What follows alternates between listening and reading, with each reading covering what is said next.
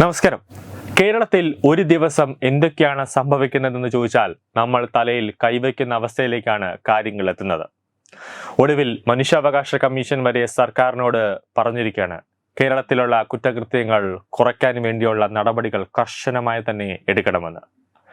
നിലവിൽ വെഞ്ഞാറമൂടിൽ നടന്ന കൊലപാതകത്തിൽ അഫാൻ നൽകിയ മൊഴി സംശയം ജനിപ്പിക്കുന്നത് തന്നെയാണ്.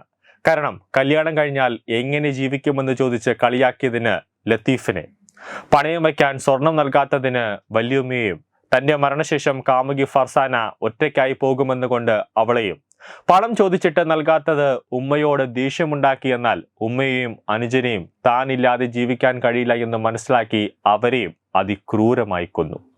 കേരളം ഇന്ന് വരെ കേട്ടിട്ടില്ലാത്ത കൊലപാതക കാരണങ്ങൾ.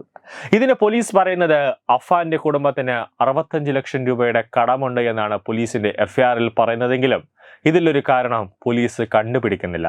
അതായത് എങ്ങനെ, ഏത് രീതിയിൽ അഫാന്റെ കുടുംബത്തിന് 65 ലക്ഷം രൂപയുടെ കടം എങ്ങനെ ഉണ്ടായെന്ന് പോലീസിനോ ബന്ധുക്കൾക്കോ പോലും അറിയില്ല. കൂടാതെ അഫാന്റെ പിതാവ് പറയുന്നത് 15 ലക്ഷം രൂപയുടെ കടം മാത്രമേ ഉള്ളൂ. അതിൽ 7 ലക്ഷം രൂപ വീട്ടിൽ നിന്ന് തന്നെ അഫാന്റെ അച്ഛന് അയച്ചു കൊടുത്തിട്ടുണ്ടായിരുന്നു. പിന്നെ ഇത്രയും കടം എങ്ങനെ വന്നു എന്ന് അറിയില്ല. നാളെയാണ് പോലീസ് അഫാന്റെ അച്ഛന്റെ മൊഴി എടുക്കുന്നത്. അതിൽ നിന്ന് മാത്രമേ എങ്ങനെ സംഭവിച്ചു എന്നത്, ഇത്രയും കടം എങ്ങനെ വന്നു എന്നത് അറിയാൻ പറ്റുകയുള്ളൂ. അഫാൻ രാത്രി മാത്രം സഞ്ചരിക്കുന്ന ഒരു വ്യക്തിയാണ്. പകൽ മാന്യനായി നടക്കുന്ന വ്യക്തികൾ രാത്രി എവിടെയാണ് പോകുന്നതെന്ന് വീട്ടുകാർക്കോ ബന്ധുക്കൾക്കോ പോലും അറിയില്ല. അതായത് രാത്രിയിലാണ് കൂടുതലായി ഭീകരപ്രവർത്തനവുമായി ബന്ധപ്പെട്ട പരിശീലനം നടക്കുന്നത്. കേരളത്തിൽ പ്രത്യേകിച്ച് തിരുവനന്തപുരത്തെ മുസ്ലിം പള്ളികളെല്ലാം തന്നെ NIAയുടെയും IBയുടെയും നിരീക്ഷണത്തിലാണ്. കാരണം അർദ്ധരാത്രികളാണ് മുസ്ലിം പള്ളിയിൽ ഒരു സംശയം ജനിപ്പിക്കുന്ന രീതിയിൽ വാഹനങ്ങൾ വരുന്നു. സംശയം ജനിപ്പിക്കുന്ന രീതിയിൽ വലിയ വലിയ ആഡംബര വാഹനങ്ങളിൽ വന്ന് മുസ്ലിമുകൾ ഉൾപ്പെടെയുള്ള ആളുകൾ പള്ളിക്കകത്തേക്ക് കയറുന്നു. അങ്ങനെയാണ് രാത്രി വൈകിയും മുസ്ലിം പള്ളികൾ പ്രവർത്തിക്കുന്നത് നമുക്ക് കാണാൻ സാധിക്കുന്നുണ്ട്. ആലപ്പുഴയിൽ രഞ്ജിത്ത് ശ്രീനിവാസൻ എന്ന BJP നേതാവിനെ പോപ്പുലർ ഫ്രണ്ട് തീവ്രവാദികൾ കൊലപ്പെടുത്തിയത് ചുറ്റിക കൊണ്ട് തലക്കടിച്ചായിരുന്നു. കേവലം 10 സെക്കൻഡുകൾ കൊണ്ട് ഒരാളെ കൊലപ്പെടുത്തിയിട്ട് അതിവേഗം രക്ഷപ്പെടാനുള്ള ശാസ്ത്രീയമായ പരിശീലനം ലഭിച്ചവരായിരുന്നു പ്രതികൾ. അതിശക്തമായി തല അടിച്ച് തകർത്തതിനു ശേഷം ശരീരത്തിൽ 56 വെട്ടുകൾ വെട്ടി മൃതദേഹം വികൃതമാക്കുകയായിരുന്നു അവർ. എല്ലാം ഞൊടിയിടയിൽ അവസാനിക്കുകയും ചെയ്തു. പിന്നീട് NIA നടത്തിയ അന്വേഷണത്തിലാണ് പോപ്പുലർ ഫ്രണ്ട് ഹിറ്റ് സ്ക്വാഡ് എന്ന ഒരു 20 അംഗ സേന ഇവർക്ക് എല്ലാ ജില്ലകളിലും ഉണ്ട് എന്നും അവർക്ക് പലസ്തീൻ IS മോഡൽ ഇന്തിഫാദ പരിശീലനം ഇവിടെ ലഭിച്ചിരുന്നുവെന്നും പുറത്തു വന്നത്. ഇതേ തുടർന്ന് കേരള ഹൈക്കോടതി അഭിഭാഷകൻ ഉൾപ്പെടെയുള്ള ഹിറ്റ് സ്ക്വാഡ് പരിശീലകന്മാരെ NIA അറസ്റ്റ് ചെയ്യുകയുമുണ്ടായി. ഓരോ ജില്ലകളിലുമായി കൊലപ്പെടുത്തേണ്ടവരുടെ പട്ടിക ഇവരുടെ കൈവശമുണ്ടായിരുന്നുവെന്നാണ് അന്വേഷണത്തിൽ കണ്ടെത്തിയിരിക്കുന്നത്.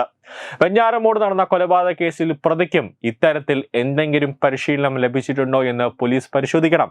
അല്ലെങ്കിൽ എങ്ങനെയാണ് ഒരാൾക്ക് ഒരു കൂസലുമില്ലാതെ ഇത്ര വേഗം 6 പേരെ ചുറ്റിക കൊണ്ട് അതിപൈശാചികമായി കൊലപ്പെടുത്താനും ഒറ്റയ്ക്ക് ആക്രമിച്ച് കീഴ്പ്പെടുത്താനും സാധിക്കുന്നത്?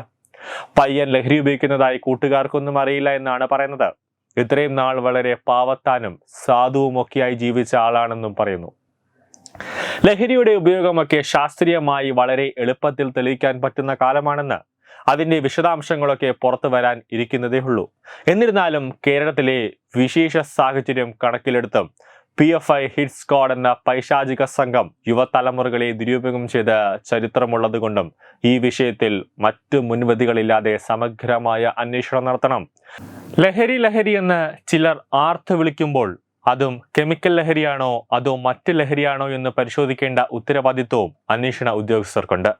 എന്ത് തന്നെ ലഹരിയായാലും അതിനെയൊക്കെ ചേർത്ത് തോൽപ്പിക്കേണ്ടത് പരിഷ്കൃത ജനതയുടെ ഉത്തരവാദിത്വം തന്നെയാണ്.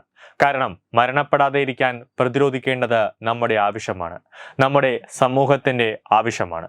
അതുകൊണ്ട് തന്നെ മുളയിൽ തന്നെ ഇതിനെ നുള്ളിക്കളയേണ്ടത് സംസ്ഥാന സർക്കാരിന്റെയും അതുപോലെ തന്നെ കേരള പോലീസിന്റെയും ഉത്തരവാദിത്വം തന്നെയാണ്.